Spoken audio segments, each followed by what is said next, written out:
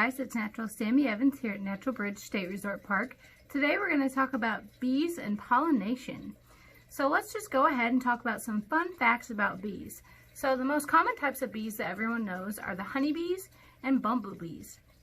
Now both these bees pollinate, but they pollinate in a different way. So bumblebees have little hairy receptacles on their hind legs called corbiculae that when they go and fly over a flower, the pollen sticks to those corbiculae. Now honeybees also do that, but they also have something called a proboscis.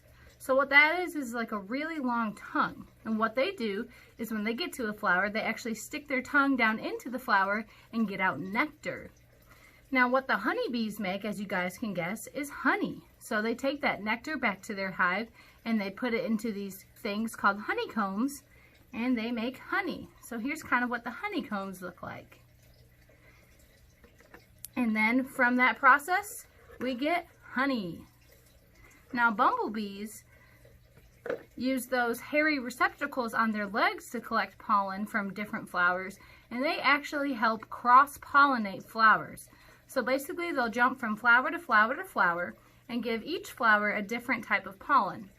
Now they also help pollinate some very important food for us, like fruits and seeds and grains, and some vegetables like blueberries and avocados. Now it's important that these bees continue to pollinate, because if they stopped pollinating, there would be a loss of bees and we would have a major decline of that food in our ecosystem. Now some other cool facts about bees: there's 3 types of bees. There's queen bees, worker bees, and drone bees. So everyone can guess what the queen bee does. She is the queen of the hive. Now she has a stinger and she can use it more than one time. Now the worker bees, which are all female bees, make up 90% of the hive population, and they're the ones that actually go out and collect the pollen. Now they have a stinger, but they can only sting once. When they sting, they die because it actually pulls out their organs. A little gross. And the third kind of bee are drone bees. Those bees are all the male bees in the hive. Now they don't have a stinger because they typically don't leave the hive and they don't need protection.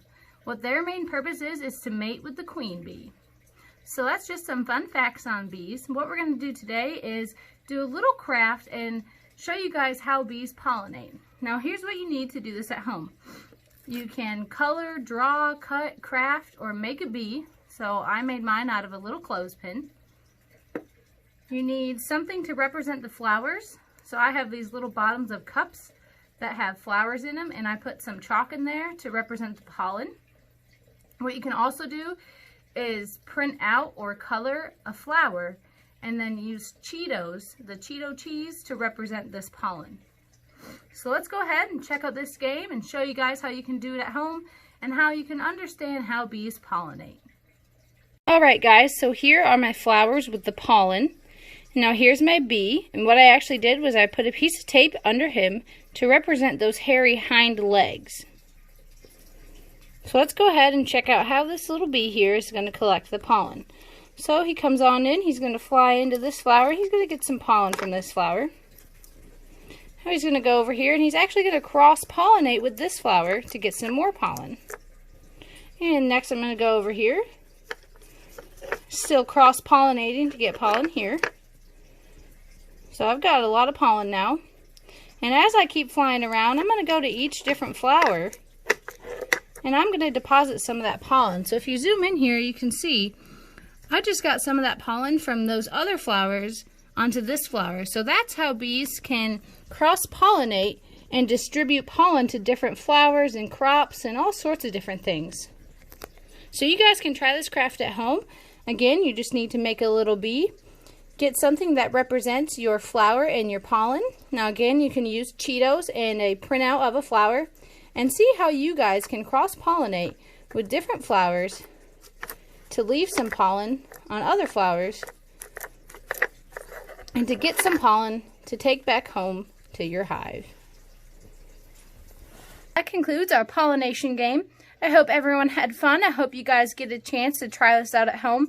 And if you do try it at home, let us know what you think. Hopefully you guys got a better understanding of bees and how they pollinate. Thanks again, guys. This is Sammy Evans signing off from the Recreation Station. Buzz you later.